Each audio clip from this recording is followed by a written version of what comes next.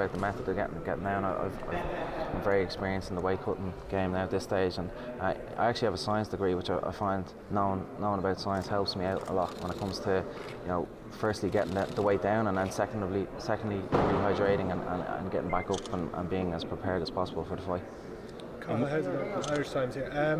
The atmosphere in the O2 tomorrow, what are you expecting?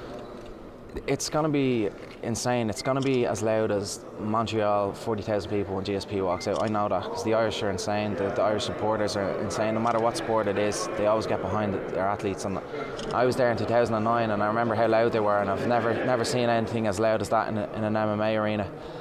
And they're going to be even louder now because they know more of the fighters. They didn't know anyone then. No one in Ireland really knew. They just got behind it. So it's going to be insane. This is your debut. I mean, Conor McGregor kind of got the door open, and there's a gang he's following in through now. Mm-hmm. Tell me about the sport, how it's growing in Ireland, because this is something, I mean, we wouldn't have been covering 5 years ago. Yeah, well, it's been growing in terms of the skill sets of the fighters and how good the fighters has been growing at a steady rate for a long time. Since before the UFC first came here, and then afterwards, I think that got a bit more attention and more people started doing it, and has grown a lot more since. But the media side of things in the last 2 years has blown up. People that aren't involved in the sport recognise it and have given it their attention, and it's great because as fighters, it's great to have the support behind us first of all, but also means more sponsorship opportunities and opportunities to make money. And I mean, Ireland has a big heritage of kind of doing well in boxing and stuff like that. Do you think that kind of helped you fighters going in that have a reputation of kind of fearsome or whatever? Yeah, I think it's the Irish fighting spirit is famous worldwide, and that was one of the reasons. The fact that the Irish supporters always get behind their fighters wholeheartedly is something that is one of the reasons I always knew this would take off massively in this country.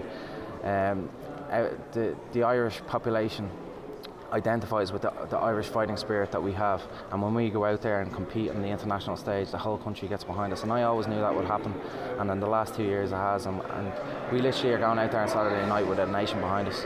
And just finally, if you could just give me a word on, I guess, what you're looking forward to. This is your debut, it's in your hometown. Tell me a little bit about, I mean, you must be pinching yourself, trying to almost believe it all. No, I 100% believe.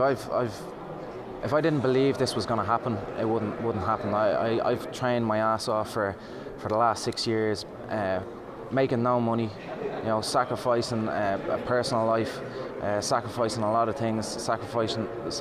I could have lived a more comfortable life had I got a normal job using my degree.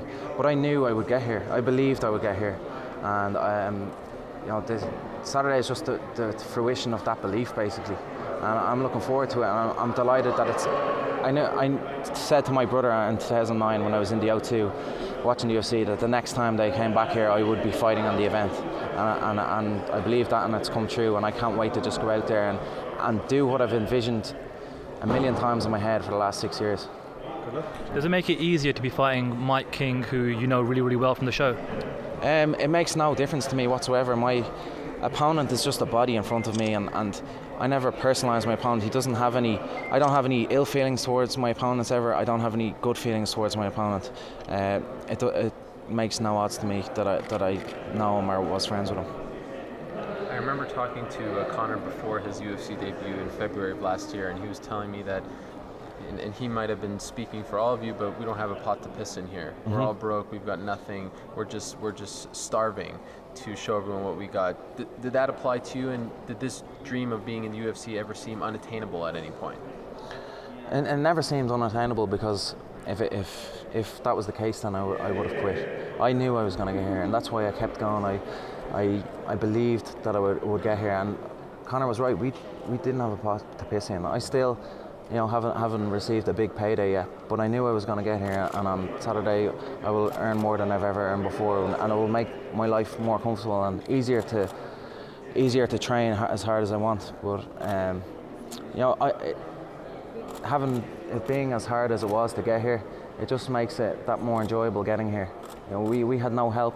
In other sports in this country, you get helped out by the Irish Sport Council. They will fund athletes who show great skills in their chosen sport. And we showed great skills in our chosen sport, but we weren't helped out at all. And it makes it more worthwhile then when you get there, not when you did it all yourself.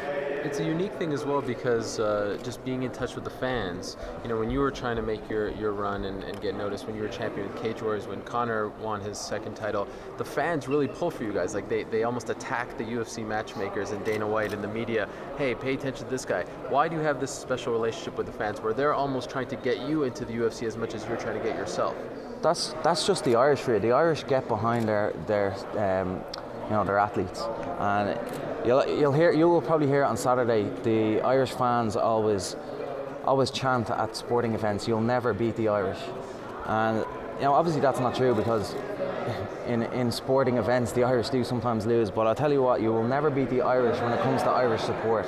They are the loudest and most supporting fans in the world, hands down.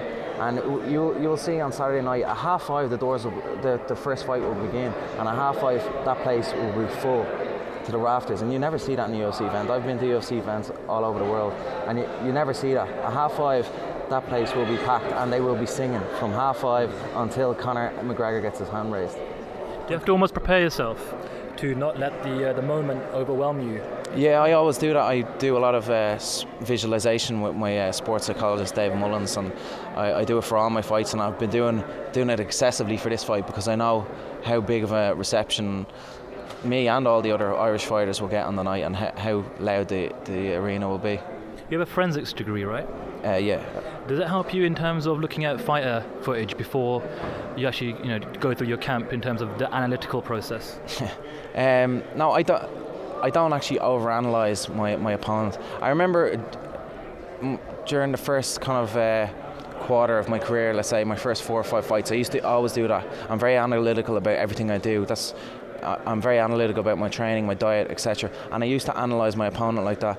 But I remember one of my fights was actually against a guy called Liam Shannon, the first time I fought him, and I watched all his fights, and he came out and he threw a 1-2 and a big heavy leg kick, and he did this in every fight I watched on YouTube, and I looked at all his fights and I said, right, he's going to come out with a big 1-2 a leg kick. So I decided, right, I'll cover for the 1-2, I'll check the kick, and then I'll come back and smash him with my own right hand. So he came out, he threw the 1-2, and then I lifted him without even seeing the kick. I lifted my leg to check a kick, and he didn't throw the kick, he threw a right hand.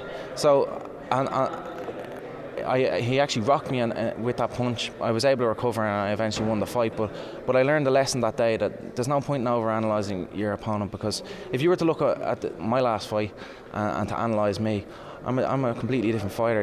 The sport of MMA is just constantly about learning and evolution, and if you're doing it right, you shouldn't look the same as you did in your last fight. So I don't bother wasting my time analysing my opponent. I spend my time just focusing on myself and bettering myself. Will fans get to see the real Cathal Pendred on Saturday night compared to what they saw on the Tough show?